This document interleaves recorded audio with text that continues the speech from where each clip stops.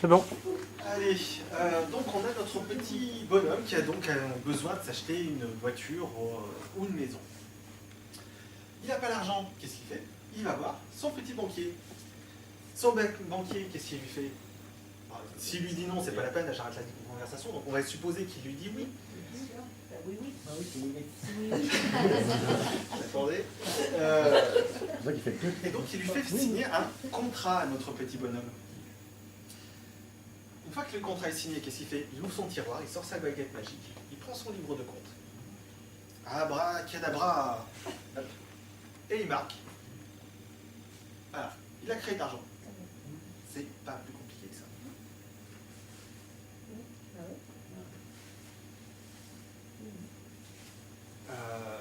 C'est juste une écriture sur un livre de compte. Alors il écrit deux fois, il écrit une fois pour lui, une fois pour le compte du payant.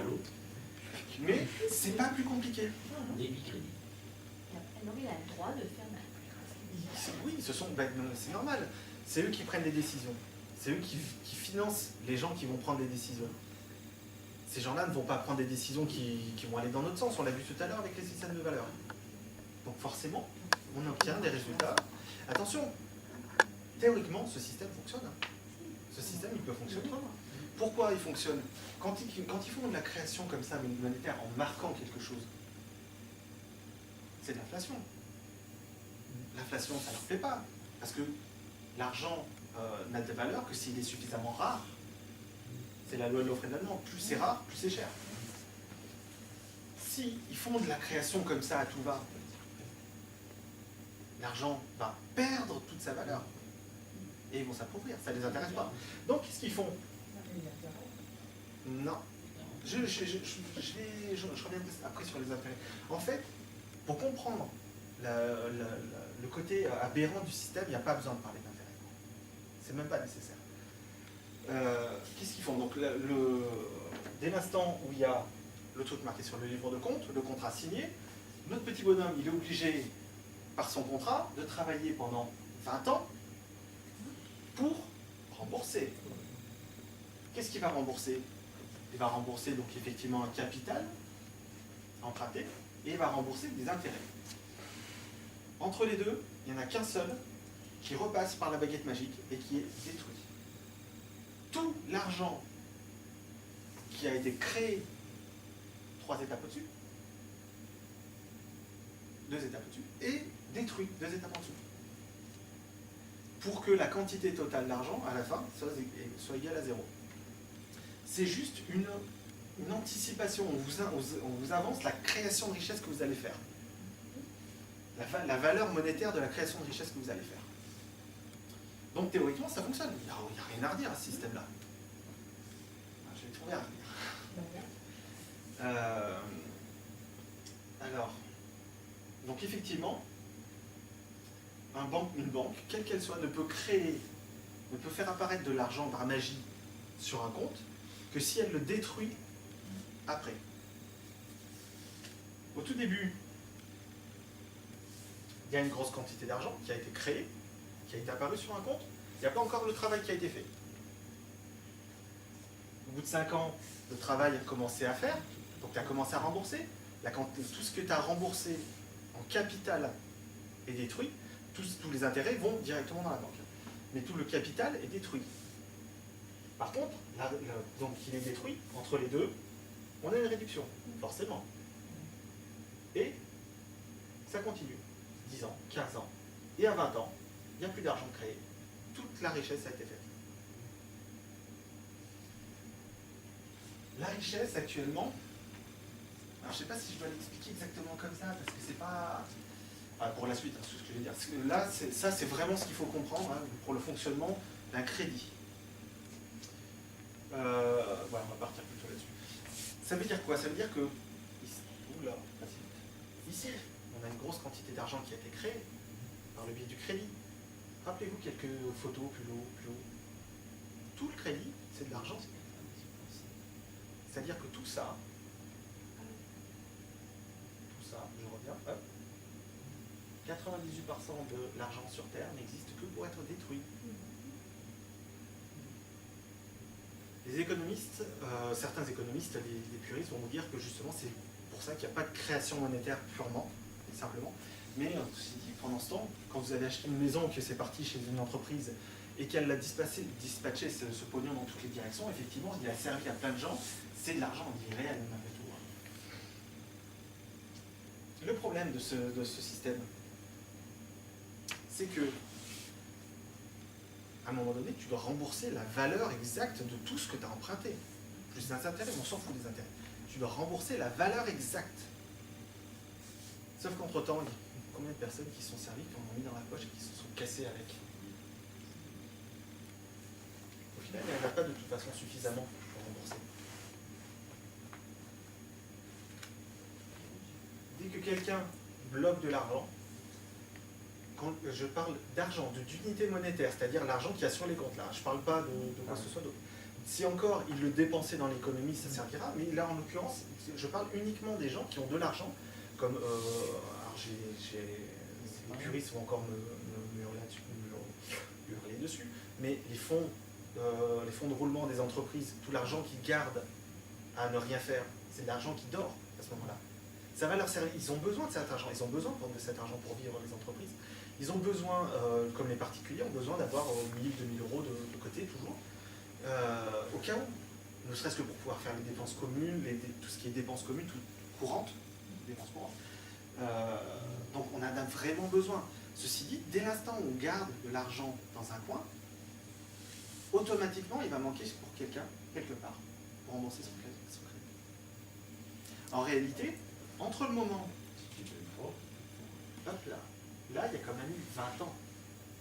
En 20 ans, il y a plein d'autres gens qui ont créé des crédits.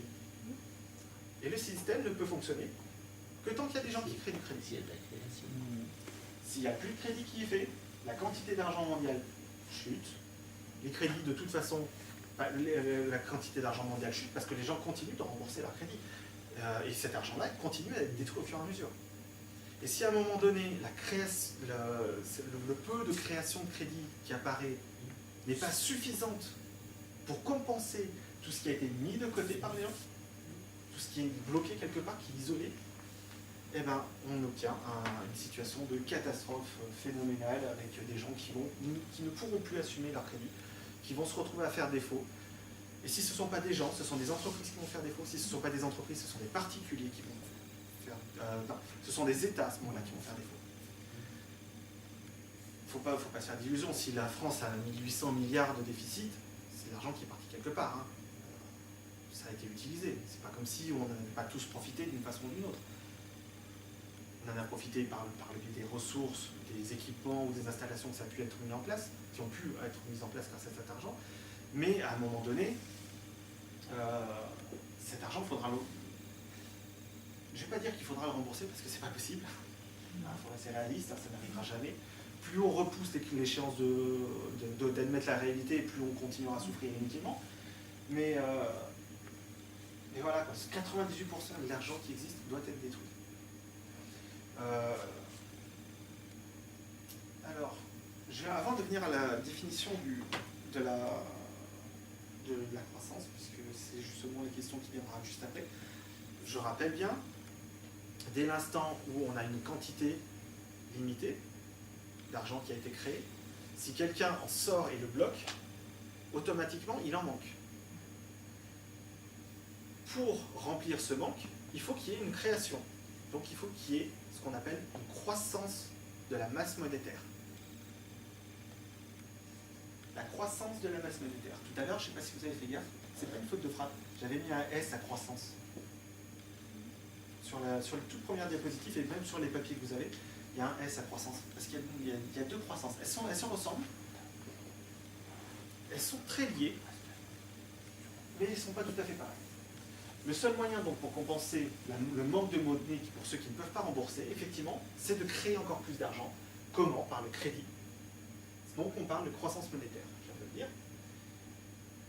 Et qui dit toujours plus de crédit, dit forcément acheter, parce qu'on ne fait pas de crédit si on n'a pas besoin d'acheter quelque chose.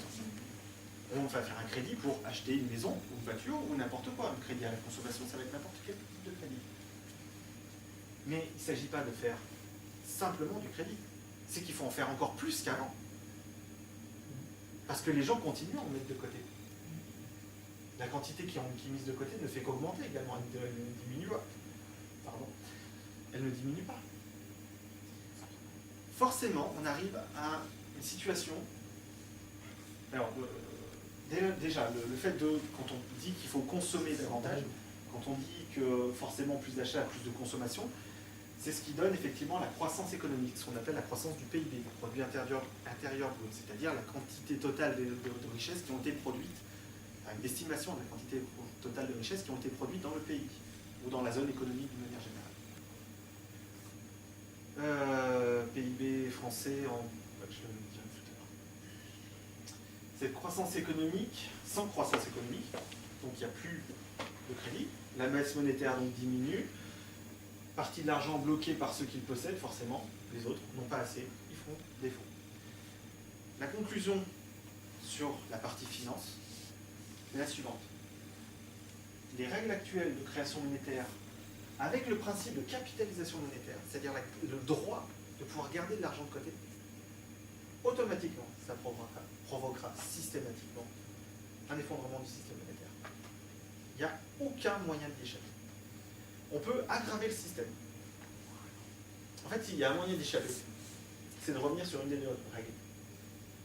On peut très bien dire à toutes les personnes qui ont de l'argent, vous le dépensez.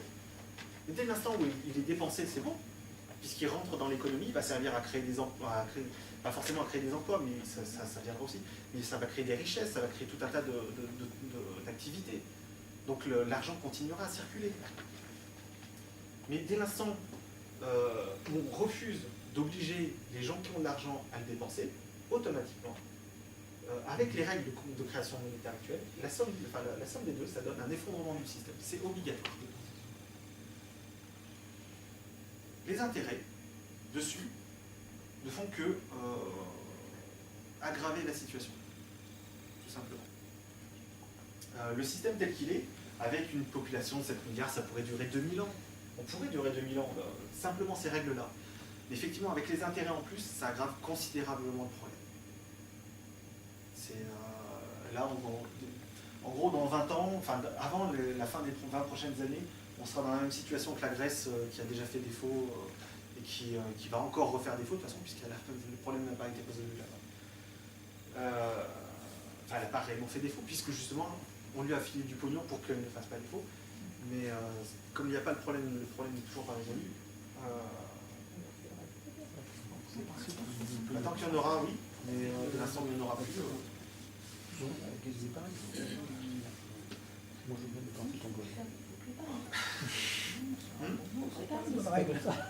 Exactement. En fait, c'est un des problèmes. Les libéralistes, je ne sais pas si vous vous rappelez, à un moment donné, quand on a parlé de sauver les banques au moment de la dernière crise, avec Sarkozy au pouvoir, ils voulaient taxer les comptes épargne, les livrets A. Je ne sais pas si vous vous rappelez. Ils ont baissé les taux d'intérêt. Pourquoi? Pour inciter les gens à dépenser. Mais au départ, ils étaient prêts à se servir carrément sur les livrets A. Pourquoi? Parce que tant que tu as de l'argent qui dort quelque part, qui n'est pas actif, qui n'est pas dépensé, automatiquement, tu as un défaut du système. Ça bloque le système. Tu as déjà qui a rien compris. Non, il a tout compris. Lui, il fait partie de ceux qui s'en mettent dans les poches. Oui, mais c'est lui qui bloque le système. Comme tous les gens qui dépensent leur argent. Je veux dire, moi, à un moment donné, je me suis retrouvé à 30 000 € sur mes comptes. C'est à un moment donné où je me suis rendu compte qu'effectivement, il y avait un problème. Le système, il marche que si on vit à crédit. Le système a besoin de crédit. Il a absolument besoin de crédit. Tu n'as plus de crédit, tu n'as plus façon, d'argent. en plus, si tu as crédit, de toute façon, c'est pas à toi. S'il y a faillite, tu t'en fous, c'est pas à toi. Parce que là, on a de l'argent en banque. Si ça fait faillite, ils nous soi-disant garantissent, mais ils nous le garantissent. Oui, oui. Ou pas. Alors que si tu dois de l'argent à la banque, si ça coule tout, tu ne l'auras jamais. Ah oui. Donc le système va que dans ce sens-là.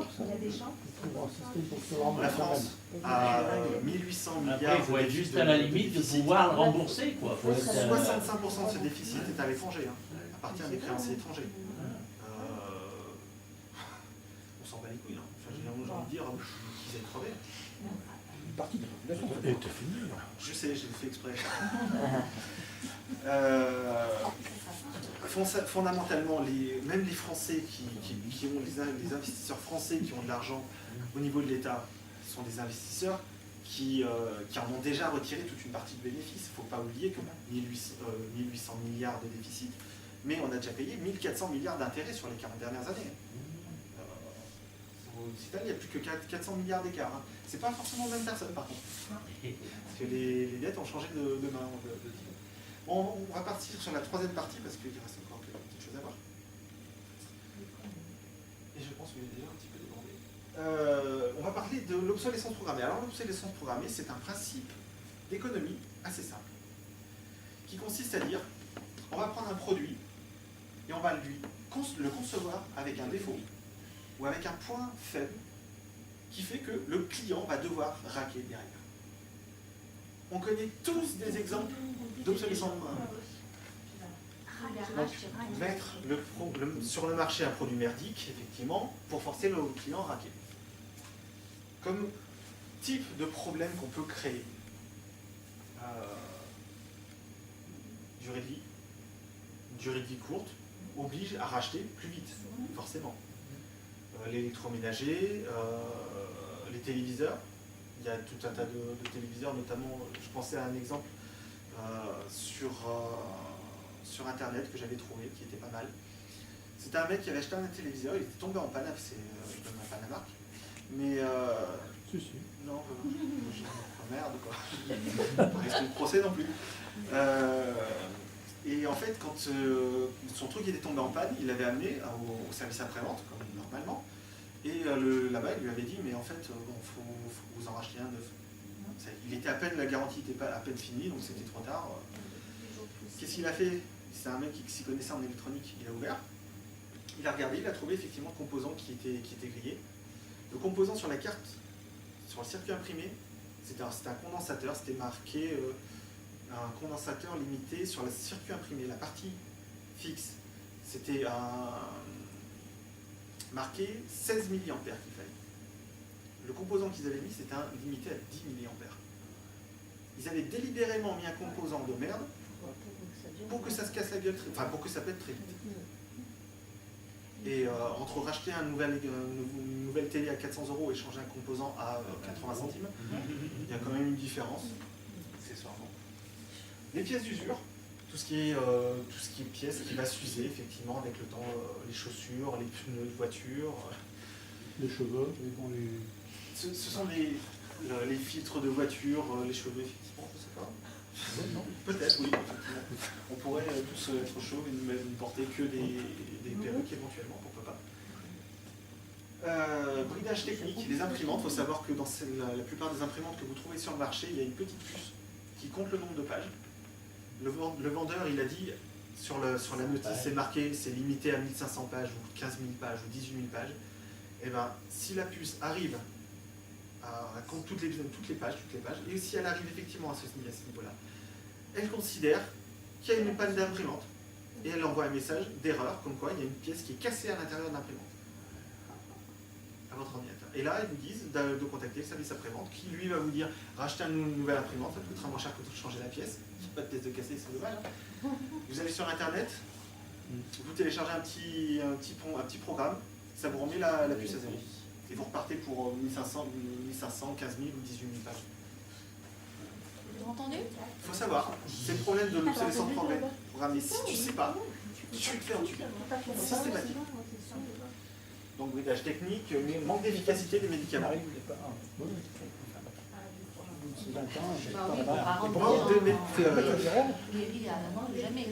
À quoi ça servirait de fournir un remède efficace contre une maladie si tu peux faire raquer plein de fois pour tout un tas de médicaments? Ils en fait des autres maladies. Oui, aussi. Oui, il y a encore une grippe qui est sortie comme ça. Mais même au niveau du bureau d'études, enfin, je veux dire, je connais quelqu'un qui a travaillé dans la pharmacologie, qui m'expliquait que effectivement, les contrats, les cahiers des charges ne sont pas faits pour trouver la solution d'une maladie, ils sont faits pour améliorer de 10 ou 20% l'efficacité d'un produit, d'un médicament. S'ils ne cherchent pas la solution, ça ne les intéresse pas. Fragilité, bon là je marquais vaisselle en verre, effectivement, pourquoi pas mettre des vaisselles dans d'autres matériaux. Les smartphones, hein, s'ils les font de façon à ce que ce soit fragile, c'est pas sans raison. Les achats obligatoires, les pesticides avec les OGM, trop fort. Ils sont forts, Monsanto. Ils ont développé des millions d'OGM différents et ils ont mis sur notre marché uniquement celui qui, ne peut pas se reproduire tout seul. Donc vous êtes obligé de racheter tous les ans les trucs. Et deux, et pour pouvoir pousser, il faut que vous utilisiez leurs pesticides à eux. Ils sont très forts. Monsanto, il y en a d'autres, hein, c'est pareil. Pour information, ils sont responsables plus ou moins directement du suicide d'à peu près 200 000 Indiens fermiers durant les 10 dernières années à peu près. Allez. Mais en fait, je reviens au système de valeur lié à l'argent. Certains, comment dirais-je, n'ont pas vraiment de mauvaises pensées. C'est juste que c'est naturel, ça leur semble cohérent. Pour nous, ça nous semble totalement surréaliste parce qu'effectivement, on a des valeurs différentes. Mais pour eux, leurs valeurs, elles correspondent à ce qu'ils font. Ils sont convaincus qu'ils ont raison, qu'ils sont sincères. Hein.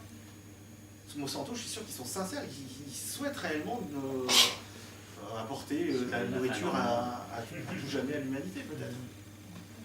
Pourquoi pas? J'en doute.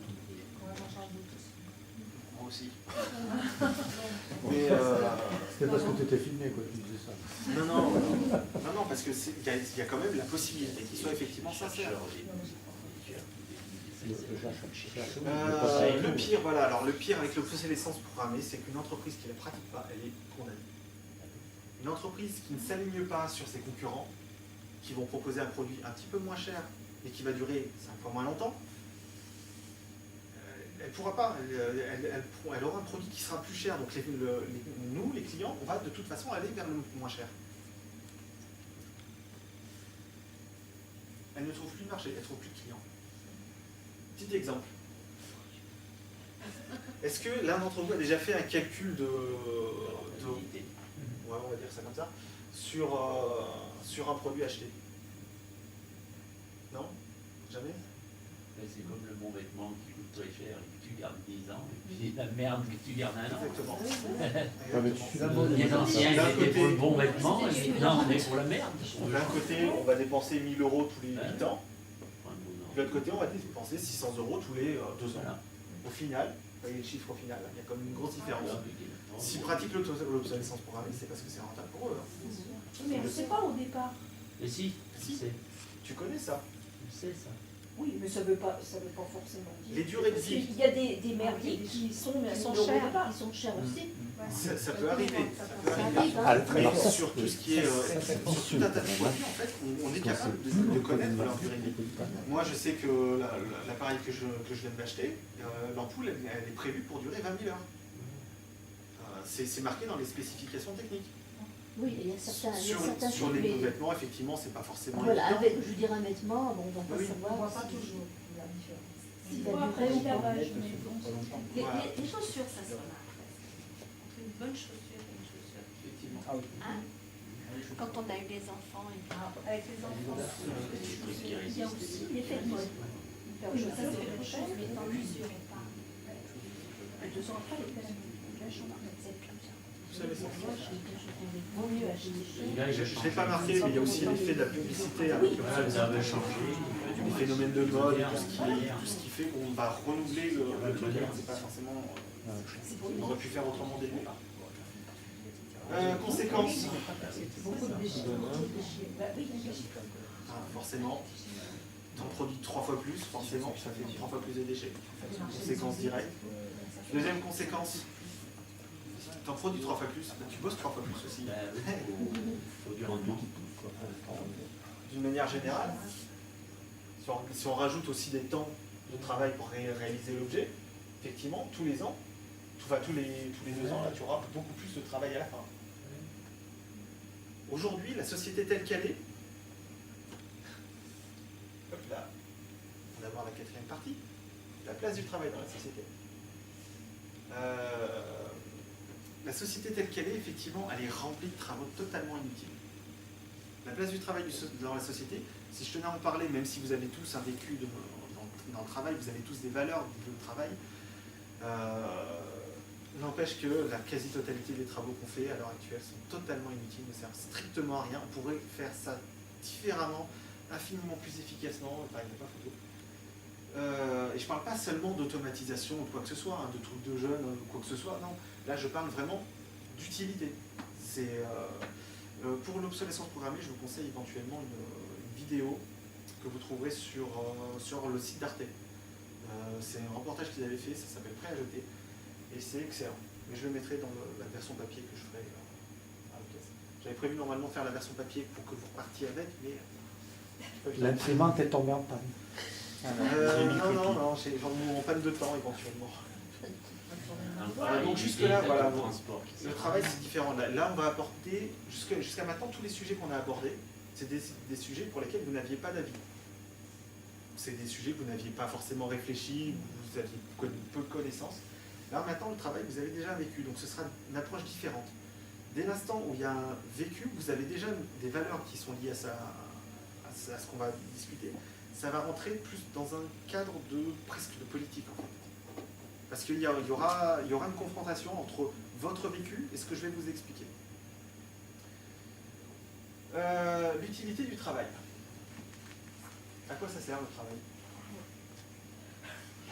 Apporter pour lui. Un salaire à la famille. À payer ses crédits. À payer ses crédits, puis, produire des biens et des services. Effectivement, si on n'a pas les ordinateurs, les tables et tout le reste, ne serait-ce que la nourriture produite, bon, on peut toujours travailler pour avoir de quoi vivre, pour avoir un revenu. S'il n'y a rien de produit, ça ne sert à rien. Avoir une place dans la société. Les trois bases de l'être humain.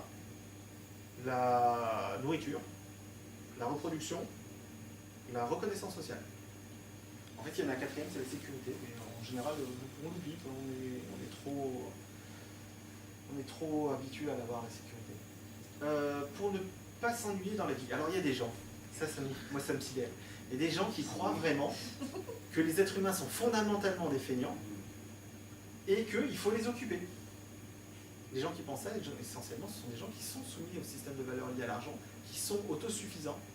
Et parce qu'ils sont autosuffisants, ils pensent sincèrement que les autres, comme ils ne les voient pas travailler, ils pensent sincèrement que c'est des bons là. C'est aussi pour éviter qu'ils réfléchissent. Exact. Ça Je voulais pas Dans quelle proportion?